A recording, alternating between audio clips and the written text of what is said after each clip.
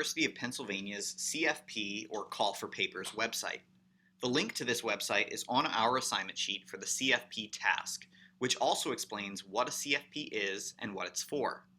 This website contains information for a very large number of CFPs, so I want to quickly review ways to navigate the website to find some of the most interesting and inspiring material for you.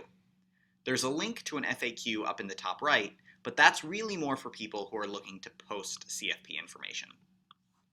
First, let's look at this list along the left side of the screen. Now, if you click on the first option here, titled All Recent Posts, you can actually bring up information for every single CFP available, and it appears in the order of most recently updated or posted.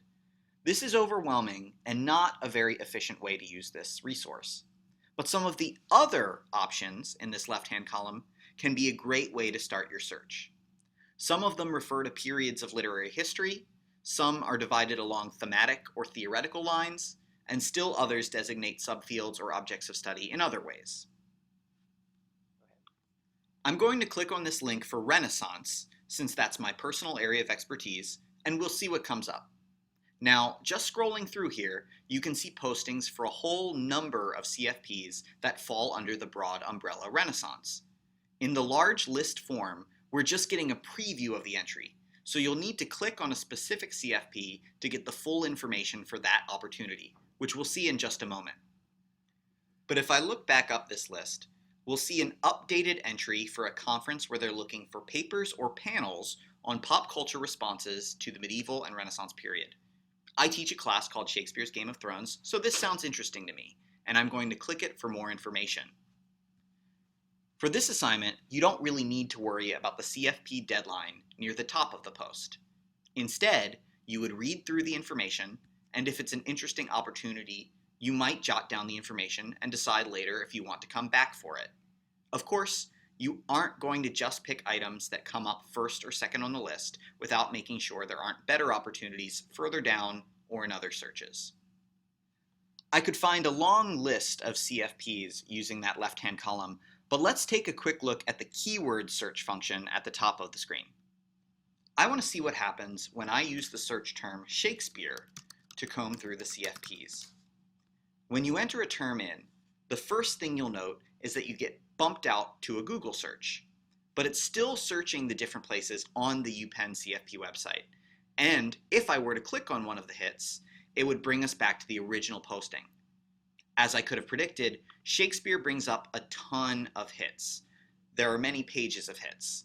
It might be manageable, and I could still read through all of those options, but if I can narrow what I'm interested in, I can focus my search a bit more.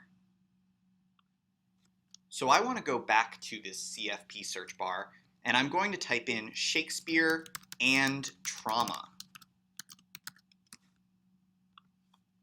And now, only 9 hits appear. So if this is what I'm really interested in, then I can begin by weighing these options before moving on to other searches. I want to try something else before we end this video. We just saw what it was like to use search terms to move from something broad to something more focused. Now let's think through the opposite process. My own personal overarching research project is about contentment, so I want to type that into the search bar. I only get 4 total hits, some of which are more relevant or interesting to me than others. But if I know the kinds of scholarly conversations that intersect with my topic, I can broaden this search and find additional CFPs. So instead, I will try a different search for emotion.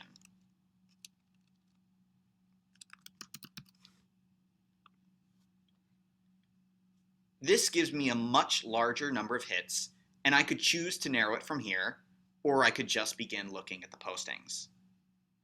This has been a quick walkthrough of how to use the CFP website, and I hope it helps you get started on your research process.